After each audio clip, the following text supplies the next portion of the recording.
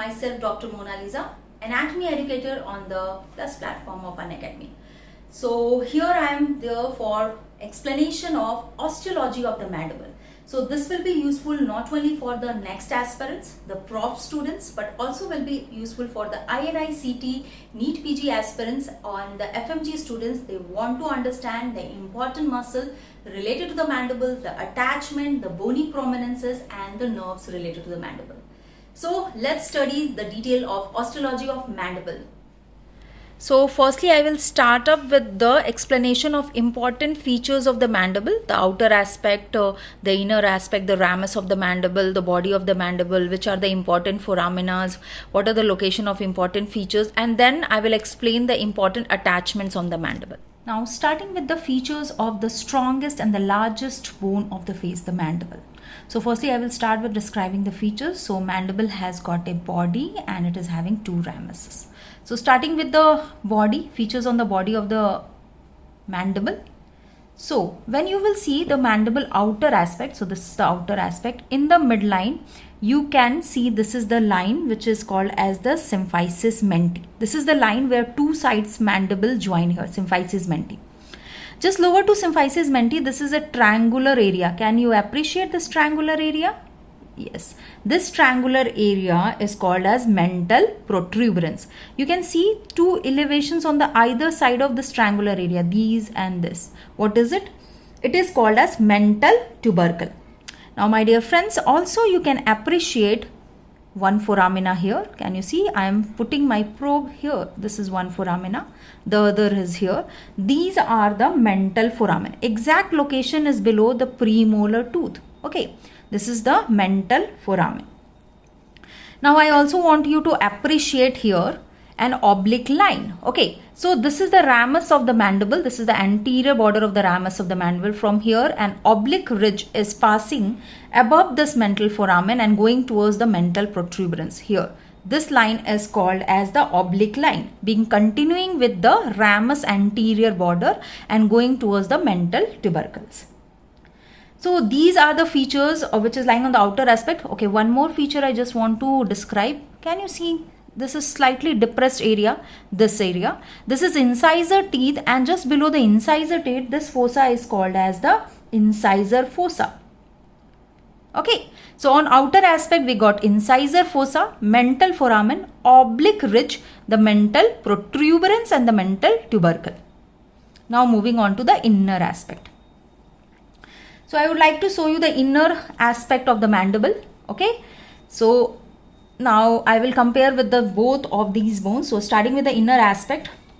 So when you will see the inner aspect of the body, very nicely you can appreciate this line. Okay, this line. Yeah, this line. What is this line called as? This line is called as myelohyoid line. It's a prominent ridge that runs obliquely downwards and forward, and it starts below the third molar tooth. Okay, starting below the third molar tooth means continuing with the ramus and then moving absolutely downwards. Okay, it is running obliquely downwards and forwards, and it will run towards the medial area. This line is called as myelohyoid line. Now my dear friends, why this myelohyoid line is important I will tell you. So attachments we are going to discuss afterwards, but in relation to this myelohyoid line we have got two depressed area, one lying below it. Okay, this depressed area. Okay, so one depressed area lying below it, here one gland lies, that is submandibular gland, and one lying above it, here the sublingual gland lies. So once more, in relation to myelohyoid line we have got submandibular gland below and sublingual gland above. Okay, now above this what happens, just if you will appreciate here myelohyoid line, this is the myelohyoid line. Just below it, can you see this is slightly grooved? If you will see nicely, it is slightly grooved below the myelohyoid line, and this groove is called as myelohyoid groove. Myelohyoid groove. Got it? Upper border, this is containing the alveolar tooths. As you can see, this is the upper border. Okay, lower border is forming the base of the mandible. This is the lower border. Same thing I would like to show you in this mandible also very prominently. You can just compare with the two mandibles here. Okay, yeah. See here. Now you can see here, this is the myelohyoid line. Below myelohyoid groove, this area for submandibular gland, this is for sublingual gland. Okay, so these are the inner aspects, important features as we see here. Okay, these are the inner aspect features which are we are visualizing here. Now I also want to show you the few other structures which is very important for you to know is the digastric fossa. So just close to the lower border. See here, I am just turning it. Yeah, this is close to the lower border. Can you see two fossas are here? Very prominently you can see. Okay, these are the two fossas which is called as the digastric fossa. This is digastric fossa. Just above it, in here you can see tubercles are lying here. Can you appreciate? These are the tubercles. Okay, these are called as the genial tubercles. We have got altogether 4 genial tubercle. In this mandible, it is appearing like a one quadrangular mass, but actually we have got 4, 2 superior and 2 inferior genial tubercles. So here on the other mandible, very nicely also you can see here the same thing. Digastric fossas, 2 superior and 2 inferior genial tubercles. Digastric fossa, 2 superior and inferior genial tubercles. So yes, we have done with the mandible part body. Now let's move on to the features of the ramus of the mandible. Okay. So for the ramus of the mandible, when you will see, this is the ramus. What is the feature? It's quadrangular shape. See here. This is quadrangular in outline, you can say. This is whole ramus of the mandible, as you can see here. And the ramus of the mandible is having, this is the outer aspect, this is the outer surface, this is the inner surface. So it is having inner and outer surface. It is having superior border, posterior border. So let me hold it rightly. So yes, we have got superior border here, superior border, posterior border, anterior border and inferior border. Got it? Yeah, superior. So we have done with the borders. Now I will move on with the important aspect which is seen in the ramus of the mandible. So lateral surface, if you will see nicely, lateral surface. So this is the lateral aspect. This is the lateral aspect. Okay, this is the lateral aspect or the lateral surface, which if you nicely see, it is having ridges. Can you see here? These are the ridges which is appearing. Okay, so it is rough and having ridges. This is due to the pull of masseter muscle which is attached onto the outer aspect of ramus of the mandible. Now let's see the features on the inner aspect. Features on the inner aspect of the mandible. So when you will see the features on the inner aspect of the mandible, you can see a foramen where I am introducing my probe. This is the mandibular foramen, which is seen in the inner aspect, and this mandibular foramen in which I am introducing my probe will lead to mandibular canal, and in continuation it opens on the outer aspect lying continuing with the mental foramen. So please understand this continuity. Okay, in the inner aspect of the ramus of mandible where my probe is introduced, it is mandibular foramen. This is mandibular canal inside. My probe is going into mandibular canal and this is coming out through mental foramen. This is mental foramen. Okay. Now let's move on to the other aspect. So anterior border. Now focus on to the anterior border. If you will see, this is the anterior border of the ramus of mandible, which is quite sharp, as you can see. Okay. It's sharp and projected. Okay. So this anterior border is called as coronoid process. It is called as coronoid process. And anterior border is posteriorly, you can see it is enclosing a notch. This is called as mandibular notch. Actually, two structures are there. This is coronoid process anteriorly and this is condyloid process which is lying posteriorly. It is, as you can see, it is broad in the upper aspect which is covered by fibrocartilage and it is taking part in formation of temporomandibular joint. So just below this part you can see it is constricted. This is the head of the mandible or condyloid process. You can say head of condyloid process. This constricted part is called as the neck of the mandible condyloid process, and anterior to it, it is slightly depressed. Can you see the black color depression I am showing you? That is called as pterygoid fovea. This one. Okay, this is the location of pterygoid fovea. The anterior depressed area lying onto the anterior of the neck of the mandible just below condyloid process. This is called as the pterygoid fovea. Now So this one is the upper border which is formed by the mandibular notch. This is the posterior border. This is the inferior border. And my dear friends, if you will see, posterior border and inferior border is meeting at this point, and this level is called as the ramus of the mandible. So this is called as the angle of mandible. So once more, just see here, slightly, yeah. This is the posterior border. This is the lower inferior border. This is the posterior border, this is the lower inferior border, and where it is joining this part is the angle of mandible. This is called as the angle of mandible. Now, I also want to appreciate here myelohyoid groove on the inner aspect. This is myelohyoid line. Okay, this is the myelohyoid line. Below it, this is grooved area which is starting from the anterior aspect of mandibular canal. This groove is called as the myelohyoid groove. This is myelohyoid groove. This is myelohyoid line. This is myelohyoid groove. And you can see this mandibular foramen has got a covering over it. Can you see here? This part is called as lingula. This is lingula which is covering the opening of the mandibular foramen. So we have seen all these structure in this mandible. Can we want to appreciate the same thing on this mandible? So because, yeah, see here. So my dear friends, you can see mandibular foramen continuing with the mandibular canal, mental foramen, upper border, notched mandibular notch, coronoid process, condyloid process, outer border, the ramus of the mandible, outer aspect, lateral surface, posterior border joining with inferior border forming angle of mandible, myelohyoid line, very nicely you can see, and just anterior and below it, this is a groove, that is myelohyoid groove. Okay, other features which we have seen: tubercles, digastric fossas, pterygoid fovea. This is pterygoid fovea. Okay, just anterior to this condyloid process, pterygoid fovea. Condyloid part is taking part in formation of TM joint covered by fibrocartilage. Coronoid process, two projections here. These are two coronoid processes.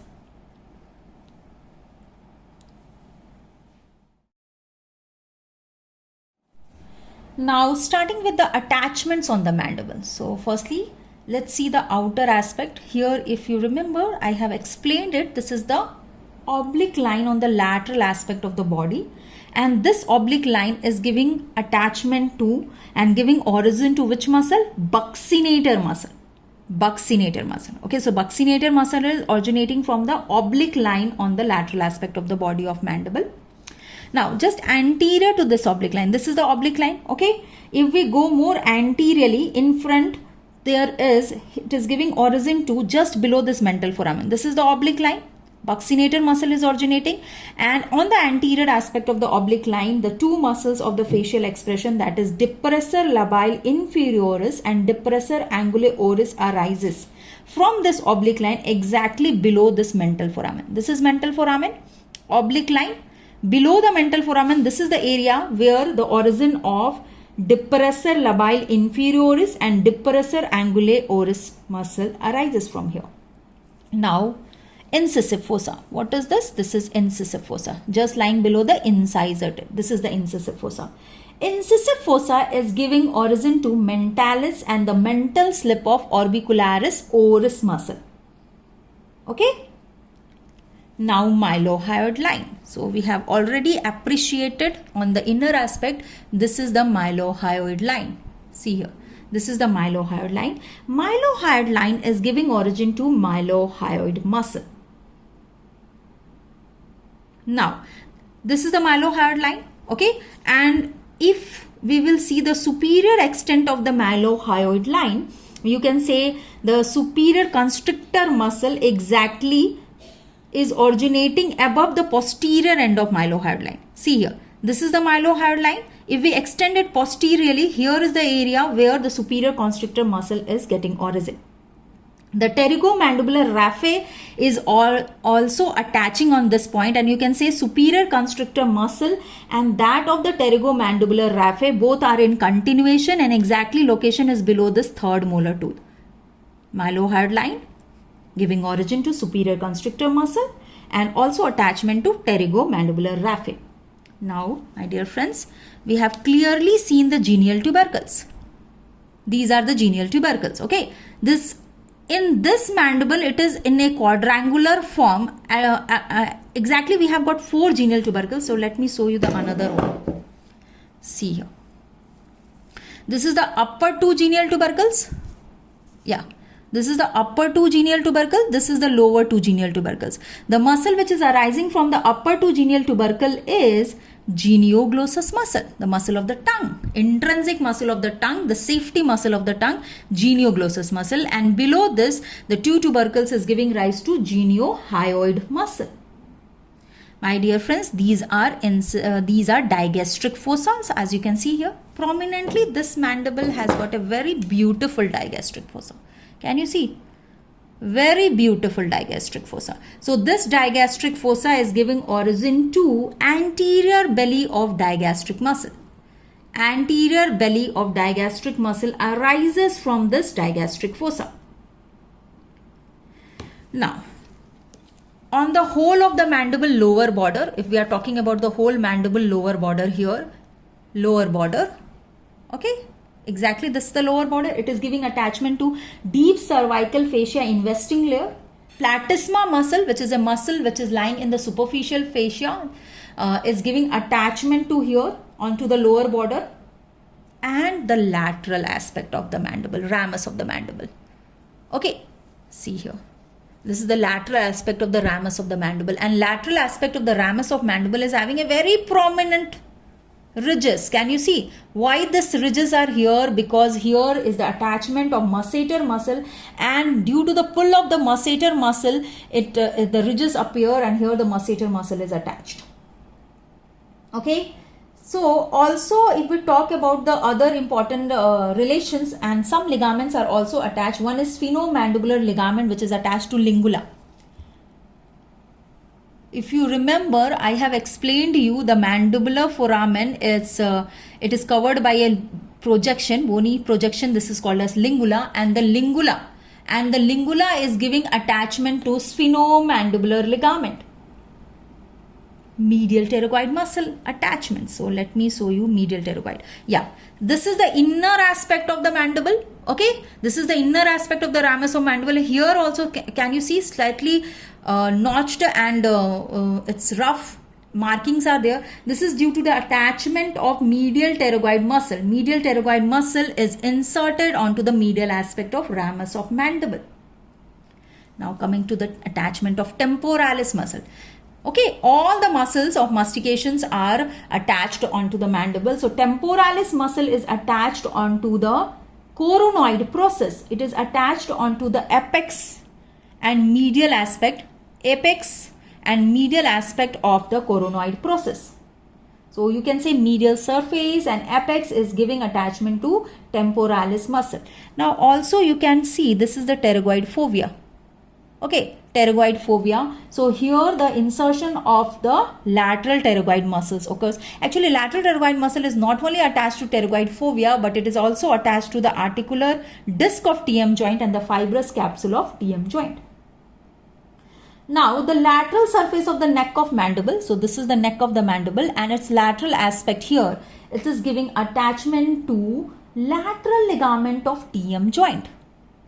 Lateral ligament of TM joint. So these are the important attachment. Before summarizing, okay, I would like to tell you about the important nerves in relation to the mandible. A very important question for your entrance exam, very important for your viva, very important for your theory also. So let's start with the important foramina's location.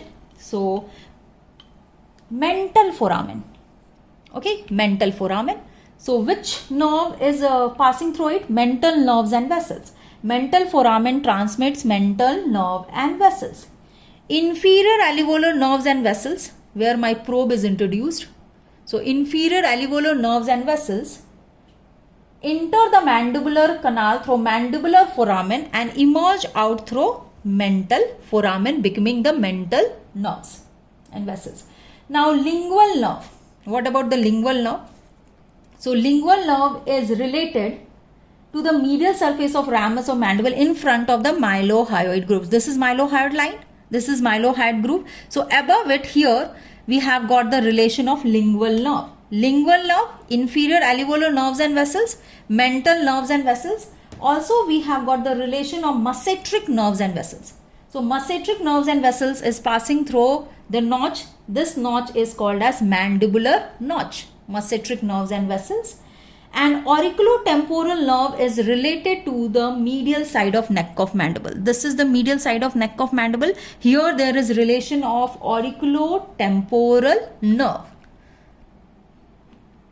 Okay, so with this we have done with all important attachments which is seen in the mandible. Okay, all important attachments, all the important features of the mandible, all important nerves which is related to the mandible. So I think this will be useful for you to solve the image based MCQs which is asked in INICT, the next examination, the NEET PG, and also it will be useful for the first year students to understand the details of muscles of mastication, important nerves related to the mandible. So thank you so much. Hello friends, so before ending the session, I would like to tell you that you can follow me on the Unacademy platform and my code is ANAT10 which can be used by you for seeing the free sessions on the Unacademy platform and also for taking the subscription of Unacademy. So the usefulness of taking plus subscription is that every 4th session of the Unacademy on the plus subscription is a doubt clearing session and simultaneously many courses are going on. So it will be useful for you, and please do let me if you want more of osteology sessions and any of the bones or any of the things you want me to make more videos. That will be an inspiration for me. So do comment about which other bone you want to study. So thank you so much and all the best, and do join the special sessions on the Unacademy platform. Use the code ANAT10 for unlocking free sessions on the Unacademy platform. Thank you.